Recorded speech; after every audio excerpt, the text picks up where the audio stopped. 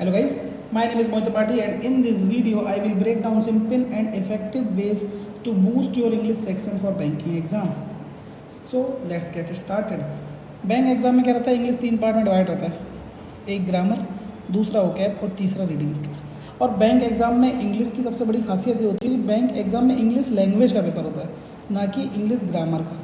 English language से आपको समझ में आ रही है कि इंग्लिश एक भाषा का पेपर होता है, जो भाषा हम लिख के, पढ़ के, रीड करके ही समझ सकते हैं, खुद से पढ़ के ही हम उसको समझ सकते हैं भाषा को। कोई रूल्स से हम किसी लैंग्वेज को नहीं पढ़ सकते। तो इसलिए बहुत किसी टीचर पे डिपेंडेंट, सबसे बड़ी चीज़ ये है कि किसी टीचर पे डिपेंडेंट बहुत ज़्यादा होना सही नहीं है, जब तक हम उसको खुद समय नहीं देंगे, रीडिंग नहीं करेंगे, उसके बारे में थोड़ा बहुत उसको अपने डे टू डे लाइफ में अगर इंक्लूड नहीं करेंगे तो हमें उतने इसी चक्कर हमें प्रॉब्लम हो रही है। खासकर बैंक एग्ज़ाम में कुछ बच्चे जो हिंदी मीडियम से रहते हैं ना, तो उनके लिए इंग्लिश इतना डे टू डे लाइफ या स्कूल लाइफ में आई नहीं कि वो उस पर उनके लिए ईजी नहीं पड़ता है वो आगे करके, क्योंकि फिर बैंक एग्ज़ाम में उनके लिए इंग्लिश टफ बन जाती है, क्योंकि ग्रामर के गिने चुने क्वेश्चन आते हैं।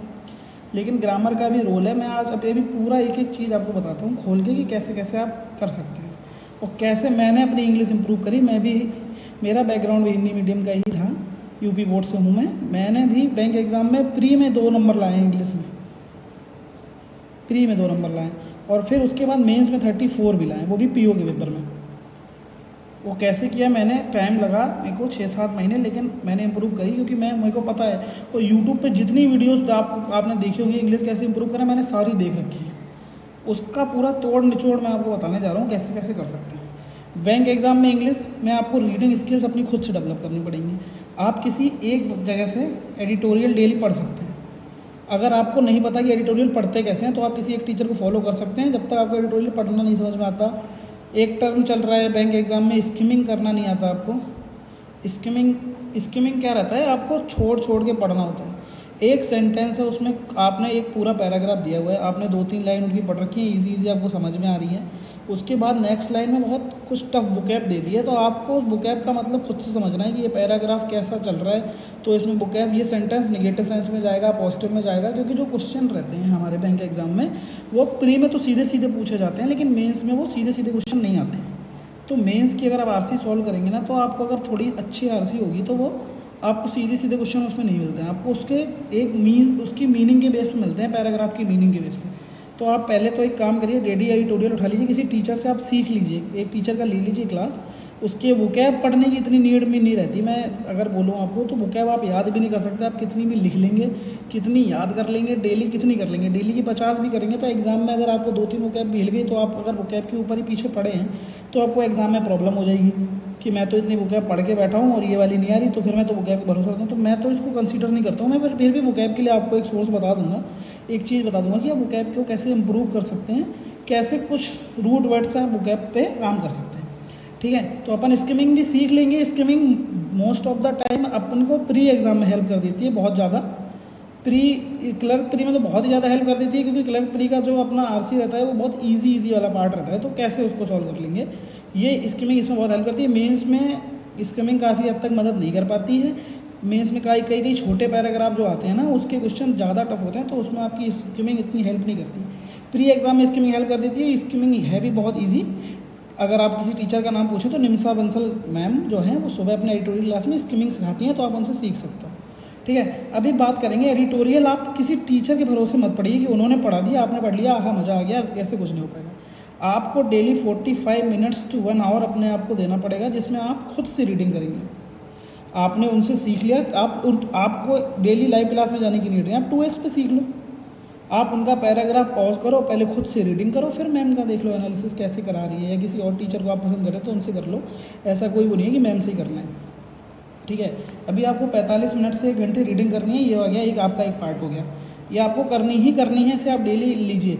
अब रीडिंग कहाँ से करें, तो टेलीग्राम पे मैं अपने वीडियो के उसमें डिस्क्रिप्शन में या फिर फर्स्ट कमेंट में एक ग्रुप की लिंक डाल दूँगा, 1 या 2 ग्रुप की। वो आपको डेली हिंदू न्यूज़पेपर और इंडियन एक्सप्रेस प्रोवाइड करा देंगे। आपको उनके एडिटोरियल निकाल के रीडिंग कर लेनी है, सिंपल। शुरू के कुछ दिन में आपको टफ लगेगा, बहुत बोरिंग लगेगा, नींद भी आने लगेगी, लेकिन आप धीरे धीरे आदत बनाएंगे तभी। अभी आप नई लैंग्वेज सीखने जाएंगे या तो कुछ भी करने जाएंगे, तो आपको शुरू में वो बुरी नहीं लगेगी, जब तक आप उससे थोड़ा यूज टू नहीं हो जाती कि कैसे कैसे करना है। अभी बात करेंगे कि इसको कैसे, ये हो गया अपना रीडिंग की बात हो गई। रीडिंग कर लेनी है अपन को, उसमें रीडिंग स्किल्स डेवलपमेंट करनी है। ये हो गया रीडिंग का पार्ट। इतनी रीडिंग अभी मैं इसके बाद ही बताता हूँ। अब सेकंड बात करेंगे वोकैब की। तो वोकैब के लिए मैं सिंपल सजेस्ट करूँगा, आप बहुत सारी वोकैब लिख लेंगे, कई टीचर्स एडिटोरियल कराते हैं उसमें पहले वोकैब पढ़ाते हैं। आप वो वोकैब नोट मत करिए, उन्हें देख लीजिए। अब वोकैब के लिए मैं एक सजेस्ट करूँगा, एक बुक आती है word power made easy by Norman Lewis. इसकी फ़ोटो ये मैं आपको डाले दे रहा हूँ वीडियो में। आप या तो ये बुक परचेज़ कर लीजिए। इस बुक में क्या है, सिंपल रूट वर्ड्स हैं, सिंपल रूट वर्ड्स बताए गए हैं, फिर उनके बेस पे आपको गेम खिलाया जाता है, प्रैक्टिस कराई जाती है कि वो रूट वर्ड्स याद रहें। अगर आपको बुक नहीं लेनी है तो YT पे मैं एक वीडियो चैनल की लिंक आपको दे रहा हूँ, ये वीडियो है, ये आप ये देख सकते हैं। इसमें सर ने पूरी बुक है, ये वाली बुक पूरी अच्छे से प्रिपेयर कराई है और उसकी एक्सरसाइज भी करा रखी है। ये वोकैब पार्ट आप रूट वर्ड से ही कर लो, क्योंकि इंग्लिश में वोकैब आती ही टफ है। कोई पैराग्राफ तो आपको ऐसा भी मिल सकता है मेंस में जिसमें आपको वोकैब समझ में ही नहीं आएगी। उस पर आपको पूरा रूट वर्ड से उसको समझ के, पैसेज को उसको समझ के, उसकी मीनिंग समझ के ही आपको उसके आंसर देने हैं, ठीक है। अब बात करते हैं थर्ड पार्ट की, ग्रामर पार्ट की। लोग ग्रामर को हल्के में ले लेते हैं। टीचर्स भी पढ़ाते हैं कि बैंक एग्जाम में, या मैम ने भी अभी जैसे बोला कि ग्रामर का ज़्यादा रोल नहीं रहता। ग्रामर का क्या अपने पास सबसे बड़ा रोल होता है कि ग्रामर के हमें बेसिक तो आने ही चाहिए। रीडिंग भी करेंगे, सेंटेंस भी पढ़ेंगे, तो बेसिक तो इम्पॉर्टेंट है ही। ग्रामर के बेसिक तो हमें सारे आने चाहिए। अब ग्रामर के बेसिक क्या होते हैं, जैसे पार्ट्स ऑफ स्पीच क्या होते हैं, टेंसेस हमें आने चाहिए, सब्जेक्ट वर्ब एग्रीमेंट आने चाहिए, प्रपोजिशन आनी चाहिए, कंजंक्शन आनी चाहिए, आर्टिकल्स आनी चाहिए, मॉडल्स आने चाहिए।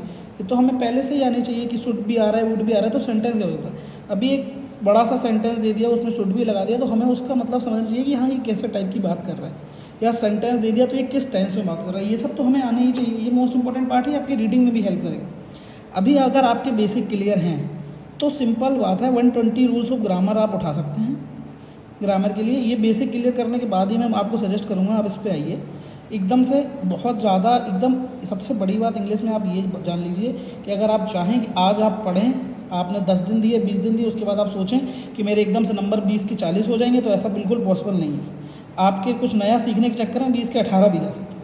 आपको कम से कम नहीं तो 60 डेज़ तो मान के चलिए, टाइम 45 to 60 डेज़ आपको देना पड़ेगा इंग्लिश में, एक स्ट्रेटजी उठा के पूरी उस पर। 120 रूल्स ऑफ ग्रामर आप जब कंप्लीट कर लेंगे, या आप डेली, मैं आपको बोलता तो हूँ, ये तो नहीं बोल रहा हूँ कि डेली करिए, आप 5 to 10 रूल्स डेली के उठाइए।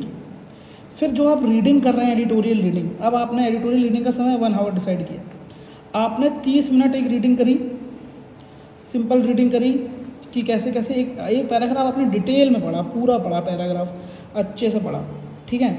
फिर आपने 15 मिनट की स्किमिंग कर ली, एक छोटे से पैराग्राफ उठा के उसकी स्किमिंग कर ली, जल्दी जल्दी से उसकी मीनिंग समझने की कोशिश करी।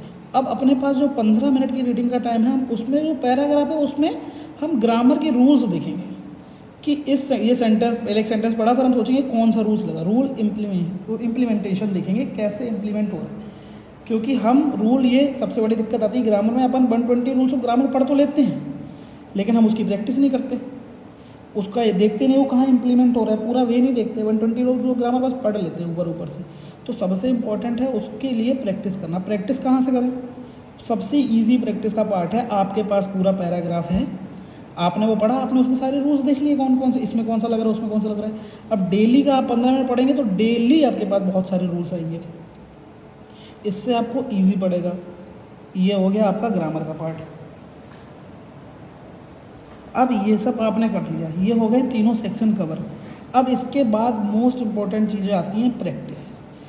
आप चाहे क्वांट उठा लो, आप चाहे रीजनिंग उठा लो, इवन आप चाहे कंप्यूटर उठा लो, इवन आप चाहे करंट अफेयर्स, जी जनरल अवेयर्स उठा लो, बिना प्रैक्टिस रिवीजन के कुछ भी लंबे समय तक याद रखवाना पॉसिबल नहीं है। जब तक आप उसके साथ पूरे डे टू डे आप उसको लेके नहीं चलते। आप प्रैक्टिस कैसे करें, कहाँ से करें?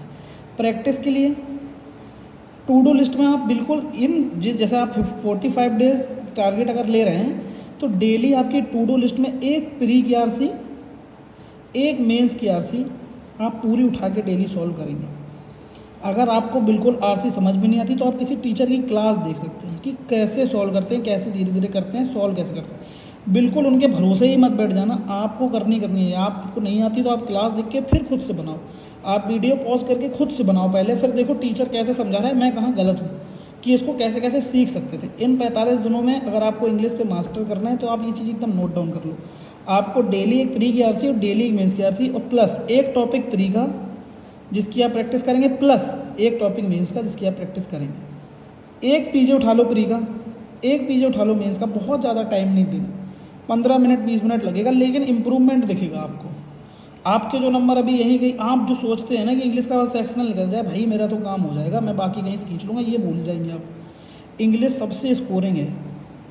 अगर आप इंग्लिश अच्छी कर लेते हैं तो आप बहुत ज़्यादा एज ले जाएंगे। मतलब आप ये सोच के कि मेरा क्वांट तो अच्छा है, रीजनिंग अच्छा है, मैं इंग्लिश में मेरा सेक्शन निकल जाएगा तो गजब हो जाएगा। लेकिन अगर आप यही इंग्लिश इंप्रूव कर लेते हैं ना तो आपका बिल्कुल प्लस प्लस प्लस ही हो जाएगा, मार्क्स बिल्कुल बढ़िया हो जाएगा। बाकी आपको यही इतने, मेरे हिसाब से मैंने जो स्ट्रेटजी फॉलो करी थी वो यही थी। फिर भी मैं आपको पूरी इतनी कंप्लीट स्ट्रेटजी दे रहा हूँ। अगर आपको इसमें खुद से कुछ करना है, आप सोच रहे हो इतना सारा बता दिया मैं पूरा कैसे करूँ, तो आप थोड़ा थोड़ा कर लो। रीडिंग को 45 मिनट कर लो, यहाँ कम टाइम दे लो, वहाँ कम टाइम, लेकिन इतना करने का ट्राई आप करिए।